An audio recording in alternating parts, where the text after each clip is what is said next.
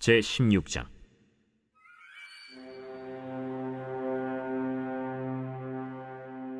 다윗이 마루턱을 조금 지나니 무비보셋의 종 시바가 안장 지은 두 나귀에 떡 200개와 건포도 100송이와 여름 과일 100개와 포도주 한 가죽 부대를 싣고 다윗을 맞는지라. 왕이 시바에게 이르되, 내가 무슨 뜻으로 이것을 가져왔느냐? 나귀는 왕의 가족들이 타게 하고 떡과 과일은 청년들이 먹게 하고 포도주는 들에서 피곤한 자들에게 마시게 하려 함이니이다. 내 주인의 아들이 어디 있느냐? 예루살렘에 있는데 그가 말하기를 이스라엘 족속이 오늘 내 아버지의 나라를 내게 돌리리라 하나이다. 무미보셋에게 있는 것이 다 내 것이니라. 내가 절하나이다. 내 주 왕이여, 내가 왕 앞에서 은혜를 입게 하옵소서. 다윗 왕이 바후림에 이름에 거기서 사울의 친족 한 사람이 나오니 게라의 아들이요 이름은 시므이라. 그가 나오면서 계속하여 저주하고 또 다윗과 다윗 왕의 모든 신하들을 향하여 돌을 던지니 그때 모든 백성과 용사들은 다 왕의 좌우에 있었더라. 시므이가 저주하는 가운데 이와 같이 말하니라. 피를 흘린 자여, 사악한 자여, 가거라, 가거라. 사울의 족속의 모든 피를 여호와께서 내게로 돌리셨도다. 그를 이어서 내가 왕이 되었으나 여호와께서 나라를 내 아들 압살롬의 손에 넘기셨도다. 보라, 너는 피를 흘린 자이므로 화를 자초하였느니라 하는지라. 샬롬, 반갑습니다. 오늘도 큐티로 여는 기막힌 하루입니다. 오늘 나눌 말씀은 사무엘하 16장 1절에서 8절 말씀으로 화를 자초하였느니라 라는 제목의 말씀을 나누도록 하겠습니다. 오늘 본문은 아들 압살롬에게 쫓겨 비참한 피난길에 오른 다윗 왕이 그 절망의 길목에서 옛 왕이었던 사울 집안과 관련된 두 사람, 곧 시바와 시므이를 만나게 됩니다. 시바는 다윗에게 좋은 것으로, 시므이는 다윗에게 나쁜 것으로 보이고 있는데요. 그 다윗이 시바와 시므이를 대하는 그 모습을 통해서 우리에게 어떤 말씀을 하고 있는지 한번 생각해 보겠습니다. 첫 번째로는 다윗 왕을 떡과 과일, 포도주 등 먹을 것과 마실 것을 가지고 맞이하게 됩니다. 시바에 대한 이야기로 언급이 됩니다. 다윗이 감난산 꼭대기를 떠난 지 얼마 안 되었을 때 무비보셋의 종 시바가 상당한 많은 양의 음식을 가지고서 다윗에게 나아옵니다. 그가 나귀 2마리에 실어서 가져온 음식은 떡 200개와 건포도 100송이와 여름과일 100개와 포도주 한 가죽 부대였습니다. 이는 많은 양의 음식을 가지고 다윗을 찾아왔습니다. 다윗은 시바에게 무슨 목적으로 그렇게 많은 음식을 가져왔는지 물어봅니다. 시바는 피난길에 지쳐 있을 왕의 가족들을 위해 나귀를 가져왔고 떡과 과일은 그의 신하들을 위해 가져왔으며 포도주는 광야에서 피곤에 지친 자들이 마시도록 가져왔다고 대답을 합니다. 시바는 다윗의 환심을 사면서 무비보셋을 모함함으로써 모종의 이득을 얻으려는 불순한 의도를 가지고 다윗을 찾아온 것입니다. 다윗은 이 시바가 준 선물이 그에게 육체적으로나 정신적으로나 큰 힘이 되었던 것은 사실입니다. 그러나 시바의 이런 행동이 어딘가 계산적이라는 것을 지울 수는 없는 것입니다. 그것은 만일 압살롬이 승리하더라도 그에게 별 큰 일이 일어나지 않을 것이나 만일 다윗이 승리한다면 이것은 그에게 큰 행운이 될 것이기 때문입니다. 이런 의심은 그가 자신의 주인인 무비보셋에 대해 이야기할 때 드러나게 됩니다.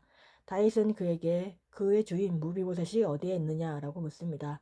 시바는 무비보셋이 지금 예루살렘에 머물러 있는데 이제야 이스라엘 사람이 자기의 아버지의 나라를 자기에게 되돌려 줄 것을 기대하고 있다고 답변을 합니다. 그러나 이러한 시바의 답변은 사실이 아니었습니다.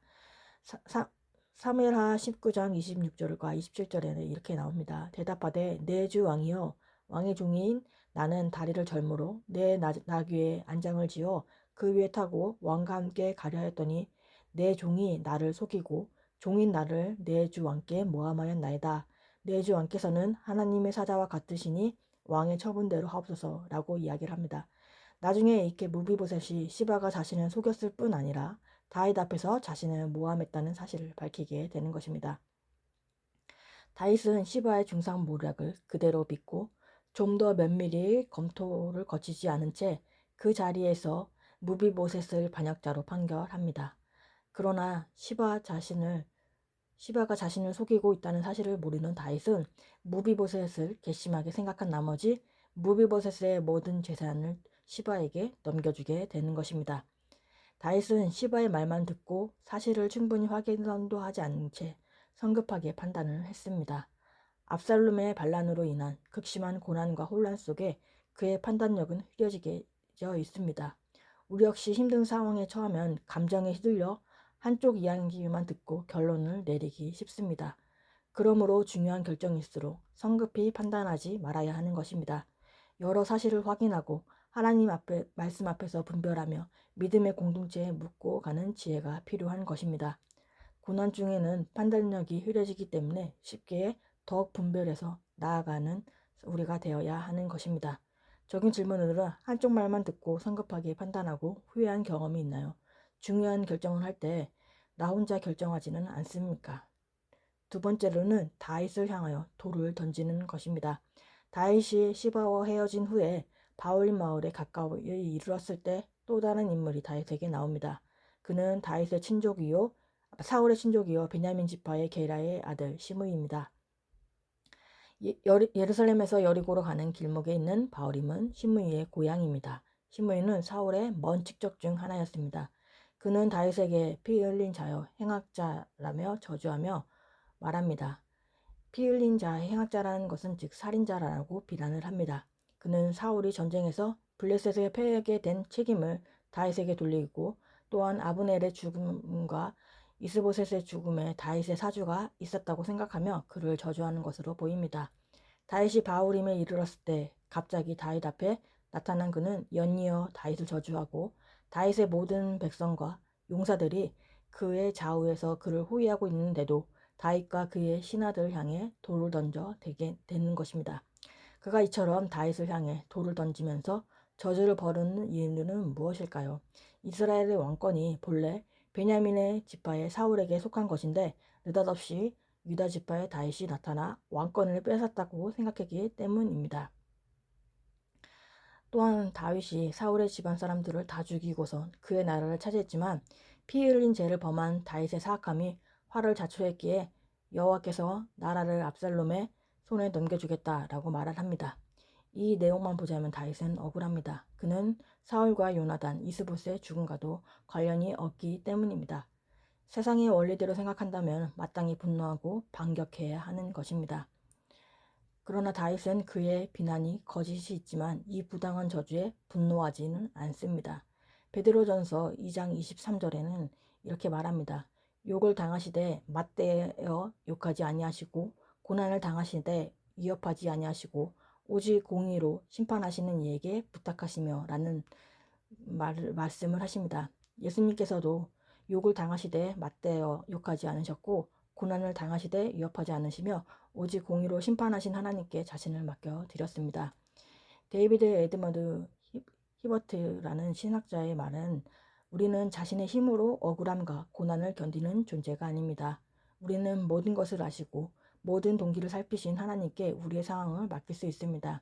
하나님은 반드시 공의롭게 판단하시고 가장 선한 길로 인도하십니다. 라고 말씀을 하십니다. 우리도 살면서 오해와 비난을 받을 때가 있습니다. 그때마다 감정적으로 반응하고 즉시 되갚아 주려고 하기보다는 먼저 하나님을 바라보아야 합니다. 억울함보다 하나님의 뜻을 먼저 생각하며 상대방의 잘못보다는 내 자신을 먼저 돌아보는 믿음의 사람의 태도를 보여야 하는 것입니다. 예수님은 한 점의 죄도 없으시고 억울하게 죽지 않으셨습니까? 예수님은 의인이셨지만 채찍질과 침뱉음 당하며 조롱과 멸시 가운데 십자가를 지셨습니다. 그분의 희생을 생각할 때 우리의 억울함은 비교할 수 없는 작은 것입니다. 그러므로 우리는 억울한 일을 당하더라도 죄로 반응하지 말아야 합니다. 예수 그리스도의 은혜를 기억하며 모든 판단과 원수 갚음을 하나님께 맡기고 믿음으로 인내하며 나아가는 우리가 되어야 하는 것입니다. 적용 질문으로는 부당한 비난을 받았을 때 하나님의 뜻을 먼저 구하나요? 억울한 상황에서 화를 내는 사람인가요? 내지 않는 사람인가요? 6월 26일 보수산자입니다. 가장 힘든 원수의 실체는 나 자신입니다. 다 같이 기도하겠습니다. 하나님 아버지 감사합니다. 오늘도 말씀에 허락해 주심에 감사합니다. 우리가 고난 중에 더욱 분별해 나가는 우리가 되게 하여 주옵소서. 한쪽 말만 듣고 성급하게 판단하거나 결정하지 않게 해주고 하나님의 말씀에 분별하고 믿음의 공동체에 물어보는 지혜를 가질 수 있도록 함께 하여 주시옵소서. 억울하고 비난의 앞에서 감정에 휘둘리지 않고 주님을 생각하며 나아가는 우리가 되기를 원합니다. 부당하게 비난을 받을 때 억울함보다 하나님의 뜻을 먼저 생각하고 상대방의 잘못보다 내 자신을 먼저 돌아보길 바랍니다. 하나님이 공의롭고 선한 길로 인도하실 것을 믿으며 우리의 감정으로 반응하지 않게 하여 주시옵소서. 다음 세대에게도 믿음이 임하게 하시고 말씀대로 믿고 살고 누리는 삶을 살게 하여 주옵시고 세상에 휩쓸려 가지 않도록 주님 붙들어 주시옵소서. 여름 사역이 준비 중에 있습니다. 하나님의 뜻을 구하고 인도함을 받으며 모든 일정 가운데 주님께서 함께이시고 은혜를 부어 주시옵소서. 와락 쉼터가 구원의 통로로서 사용되게 하여 주옵시고 오늘도 말씀으로 살아가는 하루가 되게 하여 주시옵소서. 주님의 은혜를 부어 주시옵소서. 예수 그리스도의 이름으로 기도합니다. 아멘.